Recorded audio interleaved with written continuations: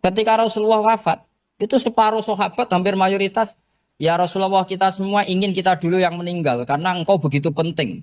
Maka jangan meninggal dulu, kita yang meninggal. Kak. Kalau kita yang meninggal tuh gak apa-apa, tapi kalau engkau penting, jangan meninggal. Tapi ada saja sahabat, lah tidak seperti itu. Saya suka Rasulullah meninggal dulu. Alasannya masuk akal. Biar Allah menyaksikan saya kama usoddikuhu hayyan usoddikuhu maitan. Allah biar menyaksikan saya iman kepada Nabi ketika masih hidup.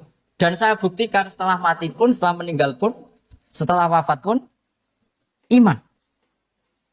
Jadi ternyata baisnya itu supaya orang tahu bahwa iman kita kepada Nabi itu iman yang super. Jika ketika beliau sugeng ya kita iman, setelah wafat juga kita iman.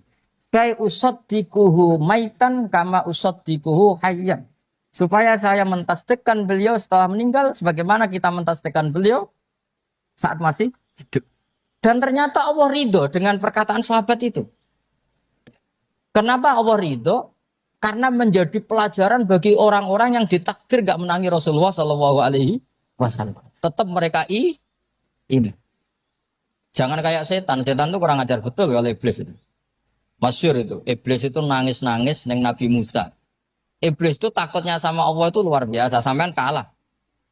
Iblis itu setiap ketemu malaikat karena dia ngerti alam gaib, mesti apa itu? Kama sali syaitani idh qala lil insani kfur falamma kafara qala inni bari'um minka inni akhafu wa rabbal alamin. Jadi setan iblis itu paling sering bilang inni akhafu wa rabbal alamin karena iblis itu tahu surga, tahu neraka, tahu kekuasaannya Allah. Jadi takutnya sama Allah luar biasa. Makanya setiap dia mengajarkan kekafiran, setelah orang itu kafir gimana? Inni bari'um minka inni akhafu wa rabbal alamin. Saking takutnya sama Allah, suatu saat iblis ini datangi Nabi Musa. Karena tahu Nabi Musa itu kalimullah. Orang yang bisa komunikasi langsung dengan Allah. Ya Musa ya kalimah Allah, saya ini makhluk. Saya takutnya sama Allah luar biasa. Tolong rayukan Allah supaya nerima tobat saya. Karena dirayu terus lama-lama Nabi Musa bilang, oke, tak rayukan Allah. Sama Allah. Karena Musa kekasihnya, ya Allah iblis punya ingin tobat. Tolong dikasih hak tobat. Kata Allah, oke. Dia bisa tobat. Asal mau sujud di makamnya Nabi Adam. Karena kesalahannya dia gak mau sujud sama Nabi. Semenang Nabi Musa karena ada cara untuk iblis menjadi tobat. Dikasih tahu sama Nabi Musa. Alhamdulillah kamu diterima tobatnya. Syaratnya apa? Sujud ke kuburannya Nabi Adam. Wah iblis atau aslinya terus. Asjuduhu maitan waqatla asjuduhu hayyan. Oh zaman urip aku ora gelem, apa wis mati. Oh dasar setan itu. Zaman urip ya aku ora gelem wis mati mbok kon sujud. Kumat maksudnya terus ya sudah terus sampai sekarang akhirnya. Kalau sekarang sudah tidak mungkin lagi karena nggak ada Nabi Musa. Jadi ijtihadnya sahabat melihat wafatnya Rasulullah itu beda-beda dan ternyata semuanya diridhoni Allah. Karena ternyata yang suka Nabi wafat dulu adalah ingin supaya umat Islam tetap mencintai beliau. Iman sama beliau, tasdik sama beliau. Sebagaimana tasdik zaman sugeng. Makanya kita harus mencintai guru-guru kita. Uhibbuhu maitan kama uhibbuhu hayyan. Saya sampai sekarang itu ya merasa Mbah Mun itu tidak meninggal. Saya masih merasa kalau bapak saya tidak meninggal. Karena kita mencintai beliau-beliau ketika hidup dan ketika wafat itu sah. Karena beliau-beliau sama kita juga seperti itu. Rasulullah itu ketika mendekati wafat, ya bahasa halusnya intaqala ila rafiqil a'la. Itu Nabi kalau ngedikan tuh rileks sekali. Hayati khairun lakum wa wafati khairun lakum. Jong aku nak uripku ya apik. Engko nak aku wis kapundhut ya apik. Fa amma hayati fali asunna lakum as-sunan. Sebagian riwayat fa innakum tuhadditsuna anni wa uhadditsu ankum. Kalau saya masih hidup, saya bisa mengajarkan kamu sunnah. Mengajarkan kamu tradisi-tradisi yang benar. Dan ketika aku mati, ketika aku sudah wafat, maka saya jejer Allah, kata Nabi. Saya berdampingan dengan Allah, maksudnya dekat Allah. Tentu bila kaifin walan hisab. Terus sudah, fa'inna amalakum, amal-amal kamu diperlihatkan ke saya. Berhubung saya sudah dekat Allah, kalau amal kamu baik, saya muji Allah. Kalau amal kamu buruk, saya langsung mintakan ampun kepada Allah. Jadi Nabi rileks sekali. Artinya saya hidup bagus karena bisa ngajarkan kamu as-sunan wa syara'i'. Kalau saya wafat karena saya dekat Allah. Kalau kamu baik, saya muji Allah. Kalau kamu buruk, saya mintakan ampun kepada guru-guru kita juga seperti itu. Justru setelah wafat, beliau-beliau punya kesempatan dekat sama Allah, dekat sama Al-Malail A'la sehingga mendoakan apa? Nah, terus kata Sayyid Muhammad, wala taqulu lima yuqtalu fi sabilillahi amwat. Kamu jangan pernah berkeyakinan atau berpendapat atau berkomentar kalau orang-orang yang mati fi sabilillah adalah berstatus apa? Mati, amwat. Kalah. Terus kata Sayyid Muhammad, hadza li amatis syuhada. Ketentuan ini bagi umumnya syuhada. Artinya gini, umumnya syuhada saja tidak berstatus amwat.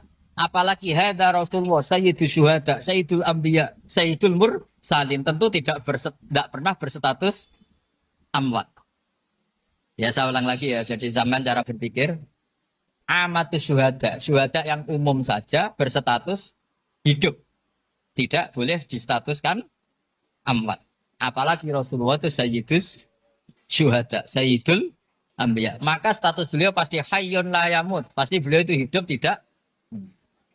Dan karena beliau itu asfaq, sangat sayang kepada kita, sebagaimana zaman beliau hidup itu sayang kepada kita, sampai nangis-nangis minta hak syafaat, maka setelah meninggalkan pun beliau pasti sayang kita dan pasti berusaha supaya kita diampuni oleh Allah Subhanahu wa ta'ala. Sehingga ada sahabat yang tadi berpendapat kalau saya nggak masalah Nabi wafat dulu. Supaya Allah menyaksikan saya usaddiquhu maitan kama usaddiquhu hayyan. Jadi ini cerita ya, cerita sudut-sudut pandang. Fikih itu penting sekali. Kata Sayyid Ali yang Shahibu Simtud Durar itu, wabihi qiwamus syariah. Yang bisa mengawal syariat itu hanya fikih. Fikih itu ya kalau yang paling gampang untuk kita misalnya punya Fathul Qorib, Fathul Mu'in, Fathul Wahab. Tapi yang faham betul.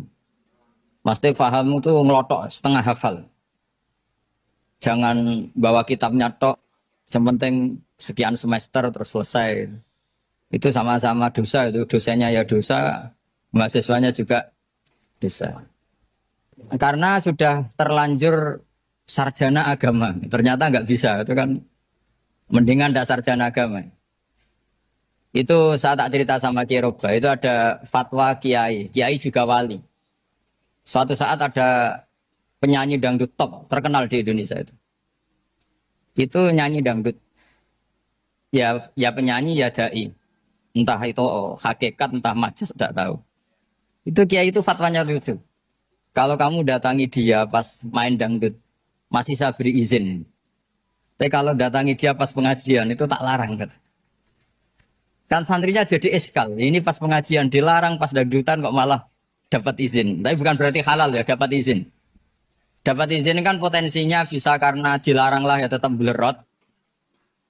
Terus suatu saat si santri ini setengah wali, tidak wali tapi setengah. Lama-lama itu memahami gurunya. Memahami gurunya ternyata sirinya begini. Kalau seorang penyanyi yang tidak pernah ngaji, kemudian ngomong agama, itu potensinya itu fadallu wa adallu, sesat dan menyesatkan. Tapi kalau dia sedang nyanyi dangdut, penyanyinya cowok, sama jangan bayangkan dangdut putri, enggak, itu cowok sudah tua lagi. Jadi potensi halalnya ada lah maksudnya untuk. Tapi tidak alat musiknya, orangnya. Tapi kalau dia nyanyi, itu paling dosanya hanya nyanyi.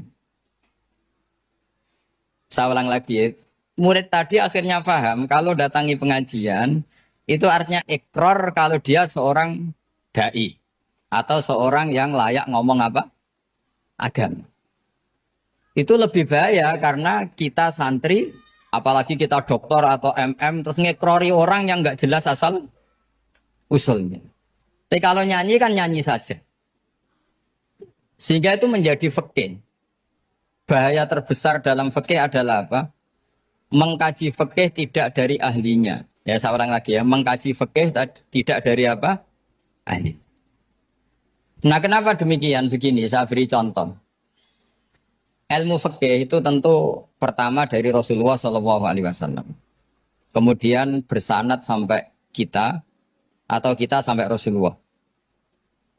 Itu ngalami sekian ijtihad yang tidak mudah. Saya beri sekian contoh. Dulu Imam Syafi'i itu sukanya sama guru yang miskin, ya karena rata-rata santri juga miskin. Jadi mesti ngidolakan guru yang miskin, karena sesama miskinnya harus berkoalisi.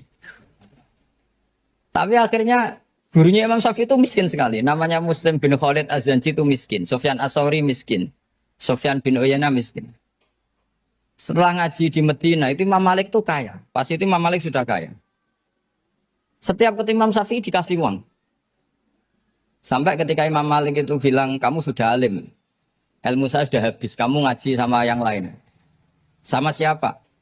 Kata Imam Malik, orang yang sealim saya sudah meninggal, namanya Abu Hanifah. Tapi dia punya murid, namanya Muhammad bin Hasan Asy-Syaibani. Kamu ke sana. Terus Imam Malik datang ke Baki. Dulu Baki itu pasar rental. Ya Grab lah kira-kira sekarang. Itu. Mengumumkan, siapa kafilah yang mau ke Irak? Kita ya Imam Malik. Dibayari sama Imam Malik. Ini yang antar ke Irak, ke Muhammad bin Hasan Asy-Syaibani. Imam Malik mulai ngeper. Guru saya yang miskin tidak pernah nyangoni. Guru-guru saya yang kaya sering nyangoni. Mulai memasalahkan kiai miskin gitu. Kira-kira seperti itu mulai masalah. Setelah datang ke Irak, di Muhammad bin Hasan Asy-Syaibani itu si Muhammad bin Hasan Asy-Syaibani itu kalau ngitung uang itu di meja tamu. Jadi punya emas lantaan, punya uang. Kira-kira kalau Indonesia punya rupiah, punya dolar, dihitung itu di ruang tamu. Kata Imam Syafi'i, saya dengan Imam Malik saja enggak seret, ini lebih kedonyan lagi kiai. Ngitung uang itu di ruang tamu. Terus akhirnya si Muhammad bin Hasan Asy-Syaibani ini ahlul usul, dia pakar usul. Kamu heran sama saya? Iya, kiai kok kedonyan. Dia ngomong gitu. Tapi kata Muhammad bin Hasan Asy-Syaibani, kalau kiai tidak boleh kaya, dia tak kayak nawang fasik. Dan gue demenan, gue mabuk. Oh jangan, nanti dipakai maksiat. Penjenengan mawon kersane digitu. Berarti kiai oleh sugih. Pun angsal-angsal. Semenjak itu jadi satu fikih bagi Imam Syafi'i. Ternyata kalau mengharamkan kiai sugih, berarti membolehkan yang fasik sugih. Kalau yang fasik sugih bisa dipakai i'anah alal maksiat. Semenjak itu mindset pikiran Imam Syafi'i rubah. Saking rubahnya sampai beliau berpendapat orang bisa beli Alphard, kok beli carry itu haram. Bisa jadi bupati kayak Pak Roba, jadi RT haram. Pokoknya gitu. Bisa keren Kak Gus Ba kok jadi orang pendengar haram. Pokoknya haram terus. Karena dalil beliau al-Islam ya'lu wala yula alaih. Coba sampean ridho misalnya jadi orang Gresik dipimpin orang yang enggak sholat, ridho enggak? Enggak. Atau sholat tapi enggak bisa ngaji, ridho enggak? Ketika yang bisa ngaji berpotensi jadi buba, terus keterusan. Karena Imam Syafi'i keterusan, ya umatnya keterusan. Akhirnya orang-orang Syafi'i itu politikus rata-rata. Ya, makanya sama jangan kaget sama Baruba. Kakak saya wakil bupati ini. Putranya Mbah Mun ada yang wakil apa? Gubernur. Dulu Gus Wahid ya menteri agama. Itu asal usul dari perubahan fikih, mindset, cara berpikir Imam Syafi'i. Jadi dulu itu fikih ditemukan itu jelimet, ada perdebatan. Itu tidak hanya pada level ulama. Pada level Nabi pun ada perdebatan. Jadi jangan kira Nabi itu tidak debat, ya debat. Nabi itu asal seangkatan itu mesti debat, termasuk debat dengan malaikat. Jadi kalau perlu ya debat sama apa? Karena malaikat itu kan lugu itu gak iso mikir. Karena kalau malaikat iso mikir bisa jadi rektor. Nanti kasihan Pak Salam gitu. Malaikat gak boleh jadi rektor. Malaikat Israel itu nggak tahu etika. Jadi beliau ketika mau membunuh, mencabut nyawanya Ibrahim datang, ya Ibrahim saya ini disuruh nyabut nyawa kamu. Kata Ibrahim, wah kamu itu pasti salah. Kamu tahu saya siapa? Saya ini Khalilur Rahman, kekasih Allah. Masa kekasih membunuh yang dikasih? Ini nggak benar, logika itu nggak benar. Pasti kamu salah. Karena Israel itu tidak bisa debat. Ketika ditanya, hal ra'aita khalilan yumitu khalilah, masa kekasih membunuh yang dikasih? Saya ini Khalilur Rahman. Masa Allah mencintai saya kemudian membunuh saya, itu logika agak bener. Tidak keliru, kamu itu keliru. Israel akhirnya terbang lagi. Ya Allah, katanya logika saya ini salah. Karena masa kekasih membunuh yang dikasih. Karena Israel nggak pernah sekolah, nggak pernah sekolah. Nggak bisa dia jawab. Akhirnya diajarin Allah. Dah kamu bilang gini ke Ibrahim. Hal ra'aita khalilan yakrahu ayyalqa khalila. Masa kekasih tidak siap ketemu yang dikasih. Dibalik logikanya. Akhirnya datang lagi ke Israel. Kata Allah begini. Masa jenengan kekasihnya tidak siap ketemu yang kau kasih. Oh ya ya oke mati gak apa-apa. Jadi ilmu itu ngalamin perdebatan. Jadi saya datang murni karena Kiai Mas Buhin, bukan karena MC. Itu dosa besar kalau saya datang karena MC. Karena saya punya kewajiban yang lebih besar. Jadi yang bisa mengalahkan adalah a'dzama minhu, yang super besar kira-kira.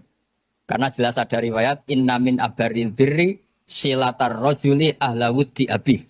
Ya, inna min abaril birri silatar rajul ahla wuddi abi. Di antara kebaikan yang sangat baik adalah seseorang menyambung teman bapaknya.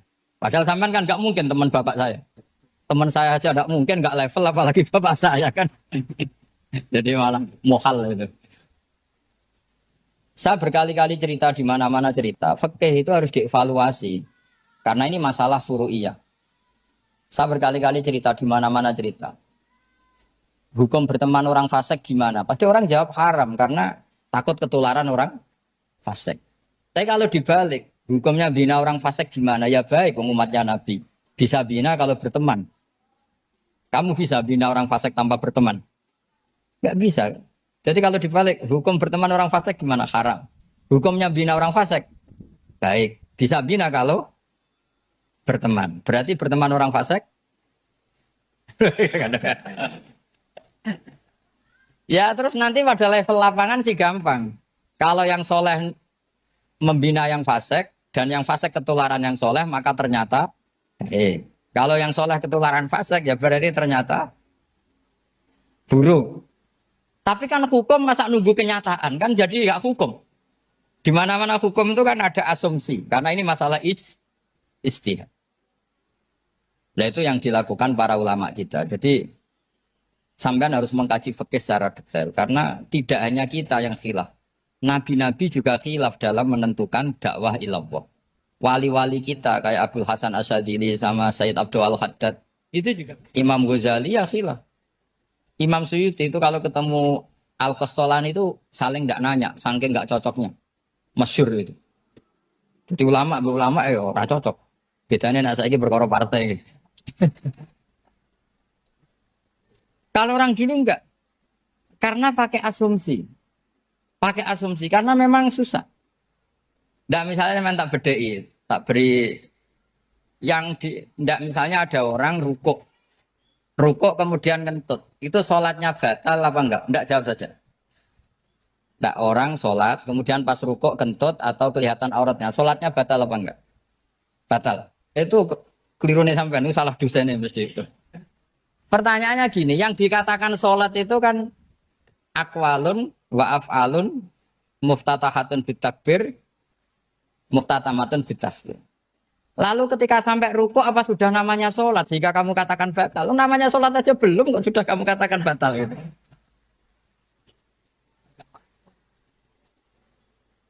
Iya kan? Jadi kalau aku mau sholat pas rukuk ngetut batal atau ora? Mestinya jawaban yang benar, ya ora sholat jadinya gitu. Karena kalau dikatakan sholat, definisinya harus sampai salah. Tapi kan kita nggak mungkin ngomong seperti itu, kan dianggap majnun. Padahal itu yang benar, yang punya kecerdasan. Nah makanya pertanyaannya, fikih itu ngikuti bahasa awam apa bahasa istilah? Kalau ngikuti bahasa awam ya kayak tadi, sholat kok pas rukuk kentut maka batal. Sebenarnya yang batal itu sholatnya apa rukuknya? Nah makanya terjadi perdebatan. Kalau yang pakar-pakar usuli itu salah istilah itu nggak mau. Saya ulang lagi, kalau pakar-pakar usuli itu salah istilah itu nggak mau. Terus misalnya tak beri contoh lagi. Kalau imam itu sudah salam pertama, Salam pertama itu yang rukun kan salam pertama. Berarti setelah salam pertama imam sudah keluar dari sholat apa belum?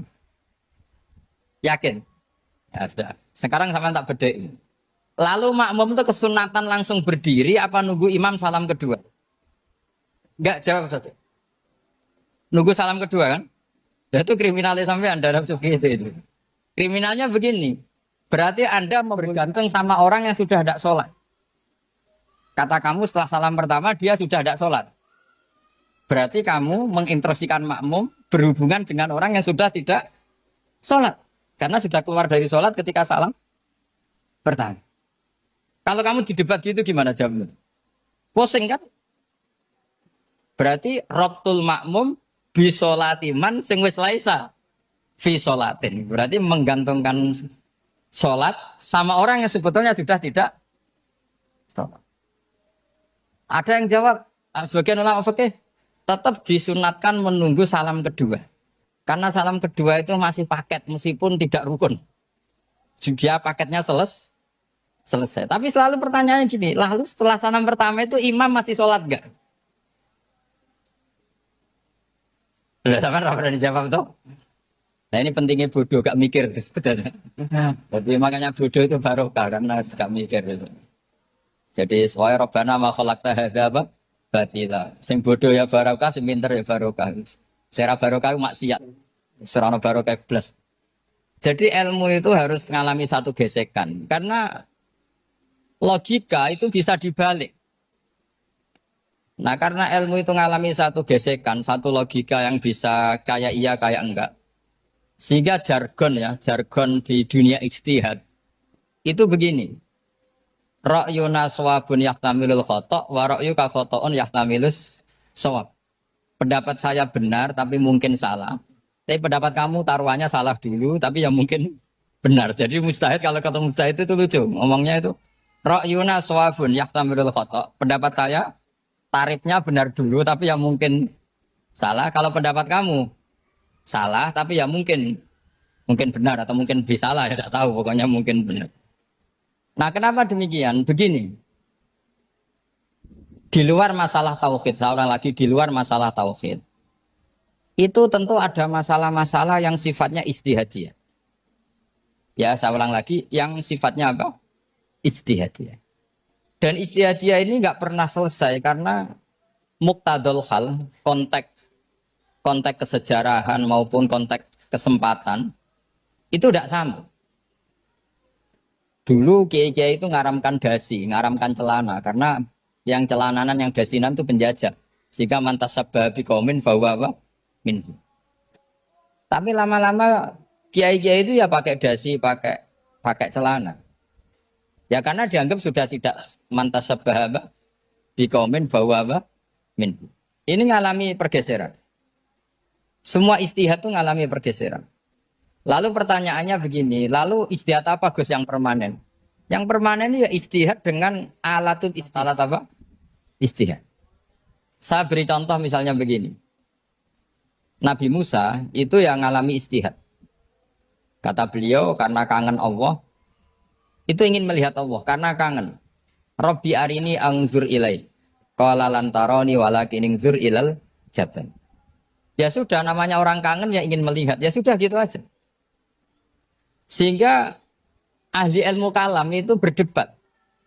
Kalau kata ahli sunnah, karena Nabi Musa minta ingin melihat Allah, berarti melihat Allah itu jaiz, mungkin. Karena Nabi gak boleh bodoh meminta sesuatu yang mau hal. Maka antipatinya ahli sunnah terhadap pendapat Mu'tazilah itu antipati.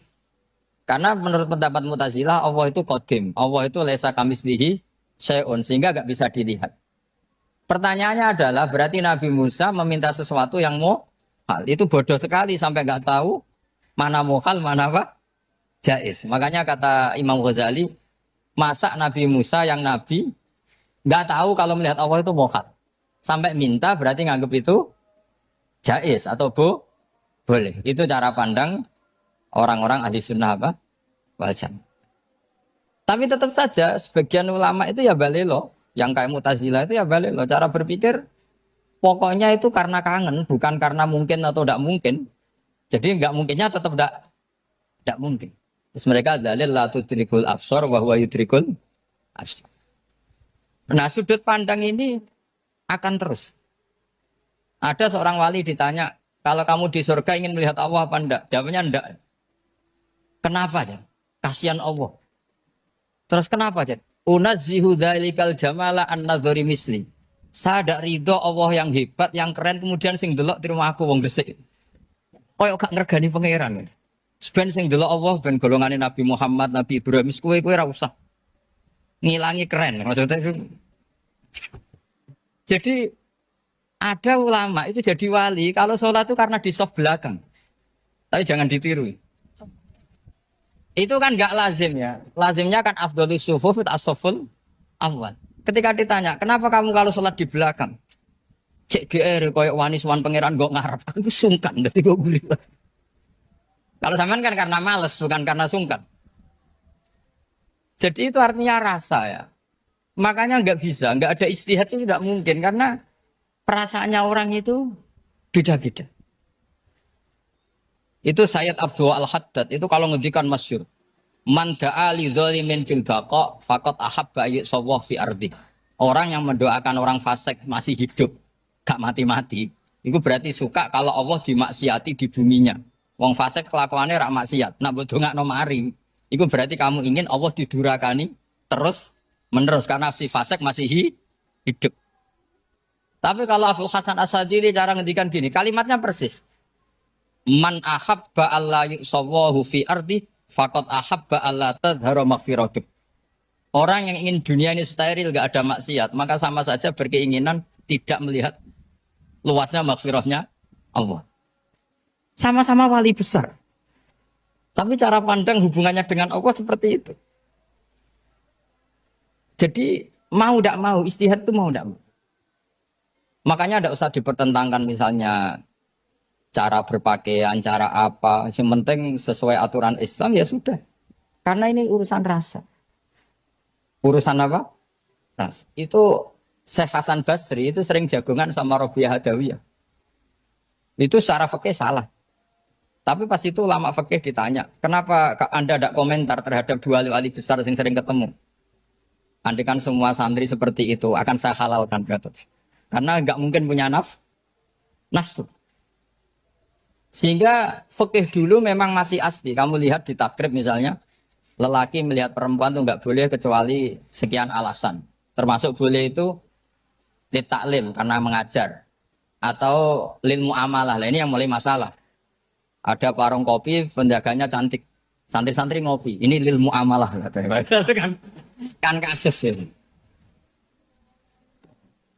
Mau disalahkan tuh ada takbirnya. Mau dibenarkan ini jelas fasik kan? Jelas fasik. Jelas fasik. Maksudnya sudah fasik sebelum itu ditambah itu. Jadi fasiknya permanen. Nah pertanyaannya adalah, kalau kamu ngajar mbak-mbak, kemudian hafal yang cantik yang enggak, itu taklim lin nazar apa nazar li taklim? Itu taklim apa modus? Makanya kalau ngopi cari bakul yang cantik, itu muamalah untuk nazar apa nazar untuk muamalah? Loh kalau saya ngopi dengan kirobah pasti halal.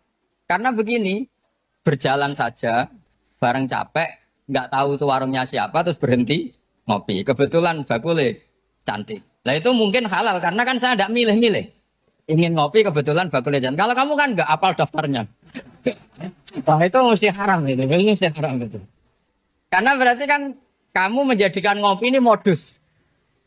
Gue jaganin atau kok pangeran. Lo kok nazar? Muamalah Gusti, muamalah. Itu mesti modus. Maka fikih itu harus dikawal oleh tasawuf. Kalau enggak, semua hukum fikih bisa diakalin. Makanya Imam Bukhari punya satu bab namanya Kitabul Khiyab. Bab mengkhilaf fikih.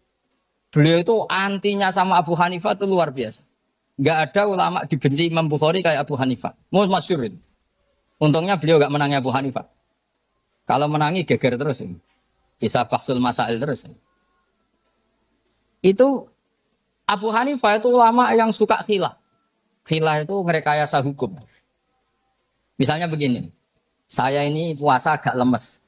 Ujian agak lemes. Apalagi kiai, serapati di duit, santri beling-beling lemes. Ini. Apa mangan itu kan, bos, poso-poso kok mangan kan gak keren. Supaya saya bisa makan dan halal, saya bisa ngajak Kiai Robai ya jalan-jalan. Jalan-jalan nyari yang jarak 2 marhalah, ya sudah. Terus bisa makan. Kalau ditanya Allah kok makan? Musafir. Jadi bolehkah insya safar menciptakan pergi demi untuk supaya boleh iftar? Boleh enggak cara jenengan?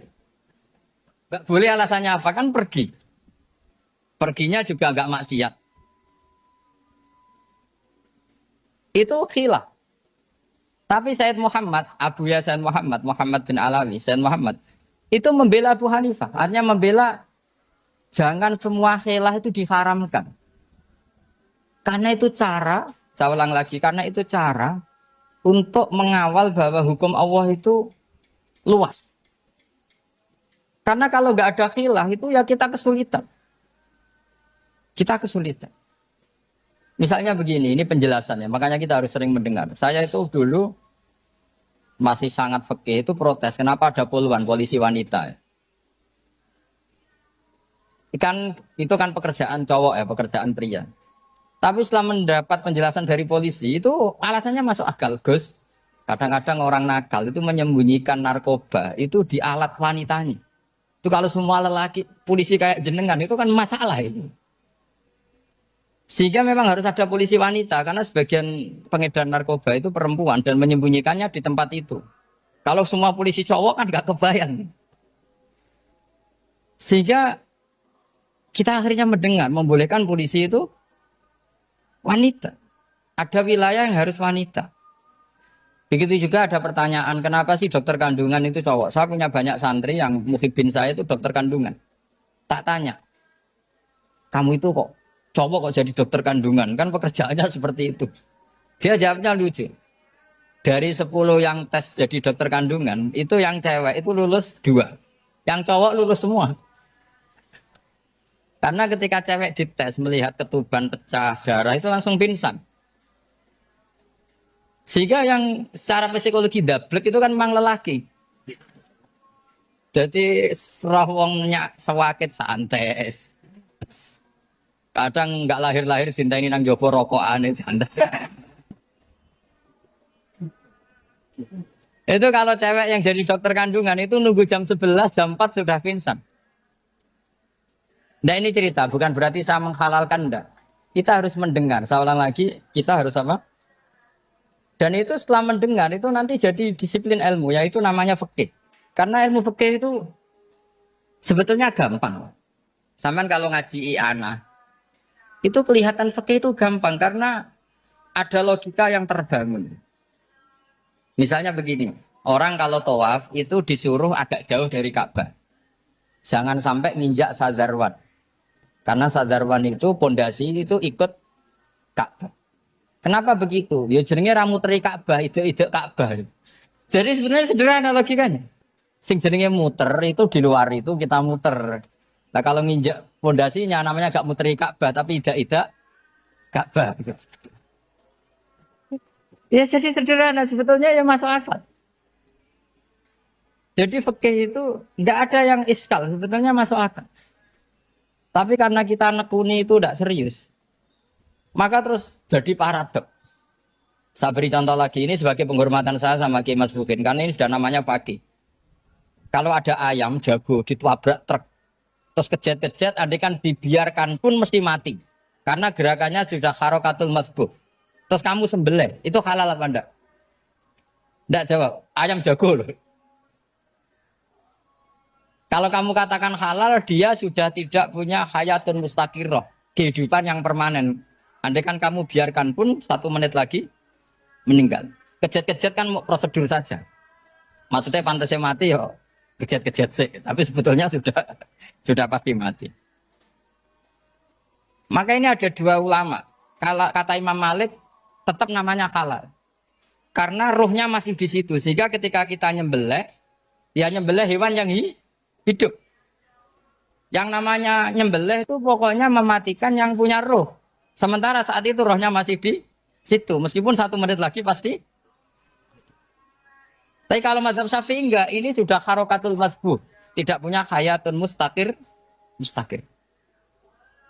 Sehingga dalam perdebatan ulama fikih itu lucu, kadang ya gampang-gampang mangkel nol. Misalnya begini, kalau ada anak lahir tidak ada amaratul hayat, nggak nangis, nggak bernafas, sunat disolati apa enggak? Siktun sing layas tahindu walayas langsung lahir langsung mati, nggak ada amaratul hayat. Nah, tahu mikir tuh. Itu tidak wajib disolati. Alasannya, ya kan memang sholat alal mayit kan tidak pernah hidup. Di mana-mana mayit itu setelah hidup mati. Ini kan tidak pernah hidup. Namanya ya atau lahmin, ya potongan daging itu aja enggak. Jadi kadang fikih diwaca tenan jebule mangkel no. Terus ketika di kitab Minhajul Thalibin itu, kalau kamu keluar mani itu wajib mandi enggak? Wajib kan? Kalau keluar mani inzal itu kan wajib mandi. Nah kenapa nifas atau wiladah keluar bayi? Kenapa ibu-ibu kalau keluar bayi wajib mandi? Alasannya lucu. Li'annal walad maniyun pun akidun. Ini kan wis mani cuma mengkristal. Jadi kadang fikih mangkel. Apa ya? Sembrono gitu. Masuk wajib mandi wiladah itu karena apa? Li'annal walad maniyun mun akidun. Niku mani sing wis mengkristal. Mani sing wis jelalatan lah lahir nuangis macam-macam. Jadi ternyata karena kenapa fikih butuh alasan? Nyari hadis tentang keluar anak mandi itu enggak ada yang sorry. Yang ada adalah tentang inzal. Innamal ma' minal. Akhirnya dicari-cari ternyata walad itu maniyun menakid. Lah ini problem fikih. Sampean harus siap dengan pelajaran seperti ini. Meskipun sampean mungkin wong priayi, tapi ini ilmu. Ya, saya ulang lagi, ini ilmu. Sehingga ulama itu mau tidak mau harus mau mendengar. Karena logika yang terbangun itu nunggu kalau mendengar kayak tadi. Nabi malaikat Israel baru sadar, masa kekasih bunuh yang dikasih. Masuk akal juga Israel. Kalau sama sampean sih nggak nerima tetap selonang-selonang ini masalah Ibrahim, Khalilur Rahman. Sehingga kita di alasan fikih itu harus kita dengar.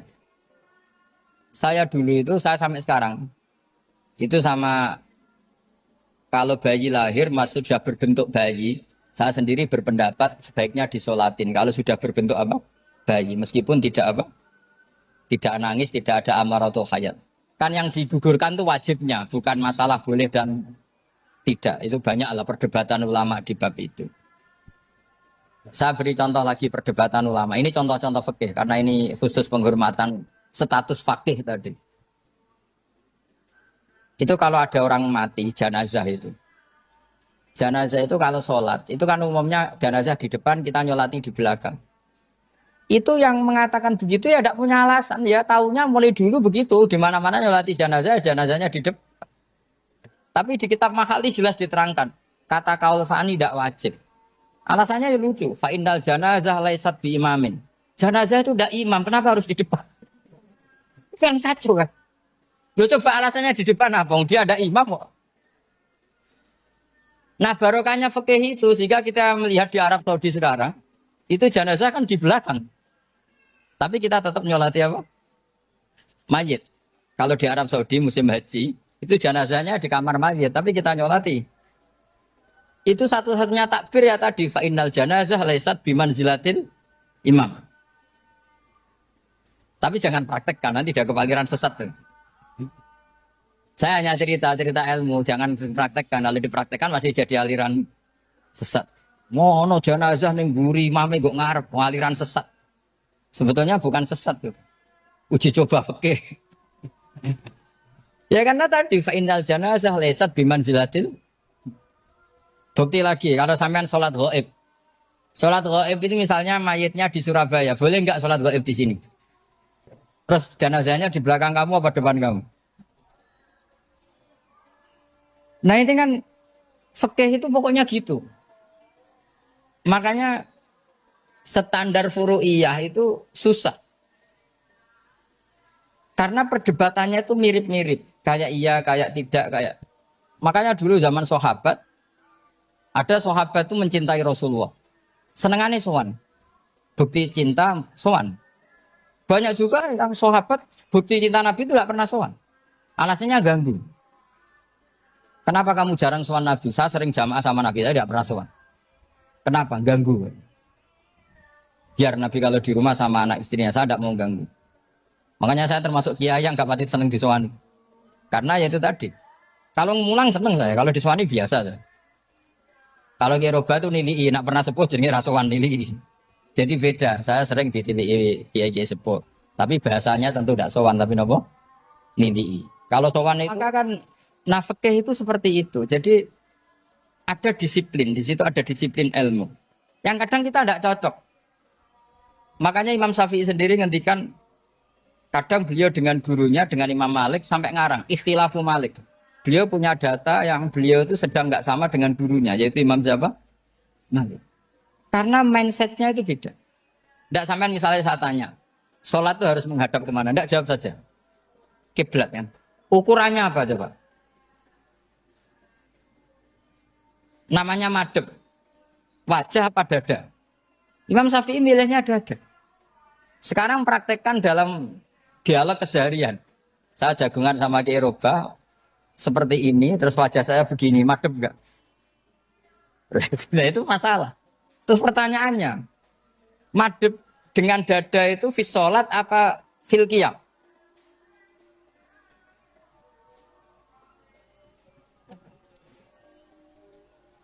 Loh enggak, kalau fis sholat pas sujud dada kamu madep mana coba? Kamu enggak pernah mikir kan? Ya madep pakai dada itu kan kalau berdiri, kalau rukuk sama sujud.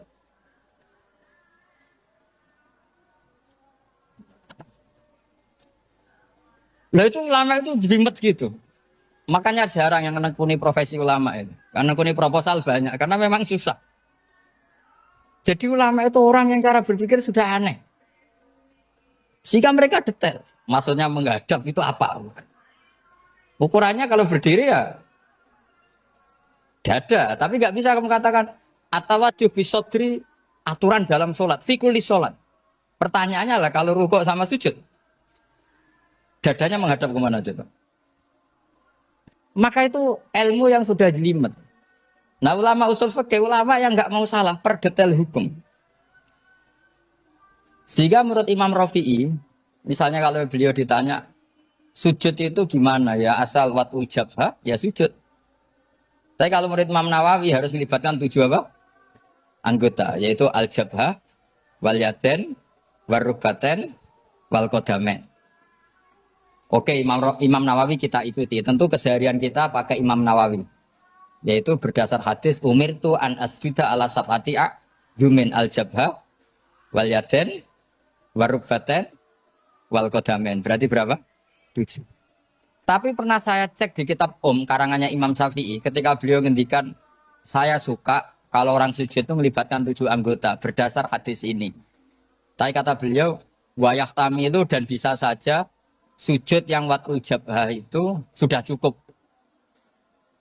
Kata Imam Syafi'i, limada karena Nabi ketika sujud itu hanya ngendikan begini, sajadalaka wajhi wa sam'i wa basori. Gak ada di hadis wayadi, warubati, wakodami. Ya sudah akhirnya. Nah, itu sudut pandang. Terus gugatan kedua begini. Ada orang muslim yang sujud sama berhala. Untuk menjadi murtad itu harus 7 anggota apa cukup 4 jabah halal ardi. Untuk sah menjadi murtad itu. Untuk sah menjadi murtad cukup 4 jabah halal ardi harus 7 anggota. Untuk keabsahan murtadnya itu. Tidak jawab. Makanya ini tugas dosen-dosen ini meminterkan ini. Karena namanya sudah faqih. Faqih itu ahli faqih yang detail namanya faqih. Kalau ini mutafaqih. Jadi bukan tafakuha tapi tafakuha. Kayak tamarodon.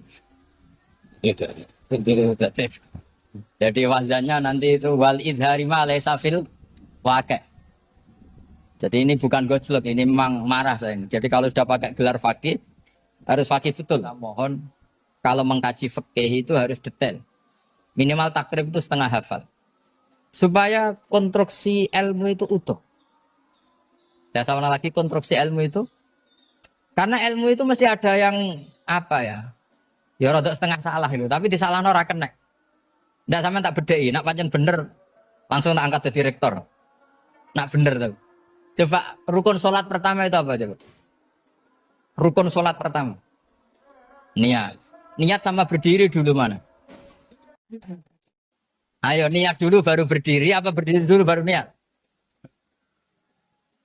Berarti niat sama berdiri dulu mana? Rubah kan? Artinya kita mau bilang tartib, urutannya niat, berdiri, takbir, gak bisa. Yang dikatakan niat itu apa? Qasdus syai' muktaronan bifi'lihi. Berarti niat sama takbir harus bareng apa urutan? Bareng. Terus dengan qiyamnya urutan apa bareng? Bareng apa urutan? Loh enggak, kalau urutan berarti takbir dulu, duduk, baru berdiri. Nah maka seperti ini itu mau tidak mau kita salah. Dikatakan tartibnya salah, dikatakan serentak, ya salah. Cuma karena kita bodoh, gak tahu mikir itu, alhamdulillah kan di situ itu. Lu coba niat sholat loh, niat takbir qiyam dulu man. Niat takbir qiyam dulu mana coba? Dulu qiyam. Enggak ada kitab yang mengatakan arkanus sholat awaluha. Oh, dianggap kitab kriminal maksudnya. Makanya ngendikane ulama-ulama di Sarah-Sarah, mau tidak mau sebagian istilah itu tasamu. Tasamu itu wis tiga gampang ngono kok repot. Karena kita tidak bisa detailnya. Coba misalnya puasa. Puasa Ramadan itu wajib apa? Tabi itu niat, nginep no niat. Sing darani nginep itu mulai lama apa enggak? Lama kan? Sekarang sebelum 2 menit kamu baru niat, sah apa enggak? Sah. Itu sempat nginep apa enggak 2 menit itu? Enggak sempat kan? Jadi ilmu itu makanya kata ulama-ulama pokoknya ilmu itu mesti ono unsur tasamu. Tasamu itu ya tiga gampang. Apa? Tiga gampang. Misalnya Imam Syafi'i berpendapat mashu ba'dir roksi. Itu kata beliau walau sya'rotan fi hadir roksi. Meskipun satu rambut asal masih di wilayah kepala. Tapi kalau rambut itu dikeliwir, dibasuh di sini enggak sah. Karena sudah keluar dari batas apa?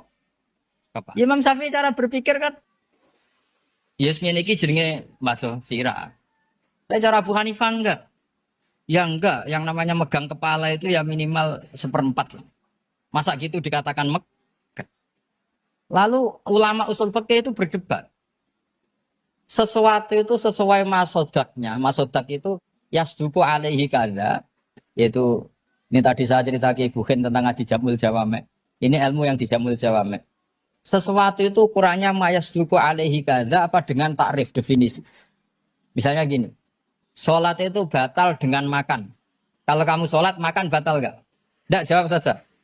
Batal. Itu satu upo apa satu piring? Enggak, jawab saja. Satu upo sudah batal. Sekarang bab makan di ngormat tamu. Cong tamuku keimangan. Iku sak upo apa sak piring? Nah ini kan tidak fair. Di bab tamu makan satu piring, tapi di bab sholat satu upo. Maka pertanyaannya, lalu penamaan sesuatu itu berdasar masodak, mayasduku alaihi ismu kadza, atau berdasar uruf?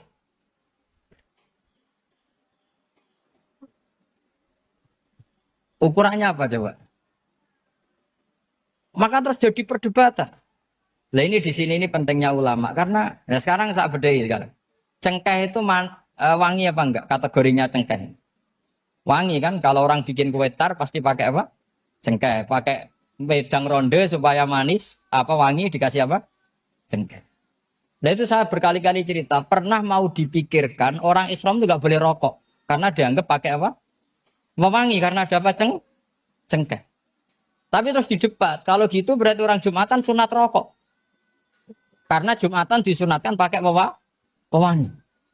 Wah itu kan akhirnya tuh, wah iya ya, repot ya kan.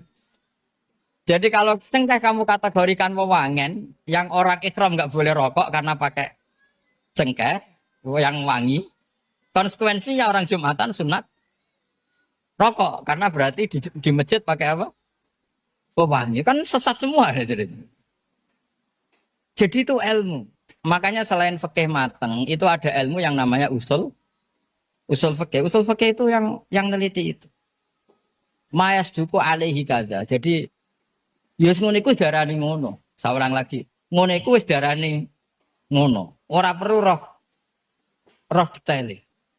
Ya, saulang lagi. Wis ora perlu roh detail. Makanya Abu Hanifah itu misalnya basuh wajah. Wis anggar keteluk ngene iki basuh wajah. Nek Imam Syafi'i kan detail.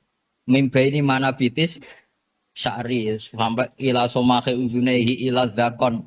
Terus mana bitis syari Imam Syafi'i nambah apa? Ghaliban. Kenapa ditambahi ghaliban? Karena kalau orang budak mana bitis syarinya di sini. Jadi itu fikih. Jadi fikih itu jelimet. Padahal kita ini nggak pernah berpikir secerdas Imam Syafi'i, tapi akhirnya ya mikir juga. Agak ditambahi ghaliban, mana bitis syarinya orang budak kan? Sini.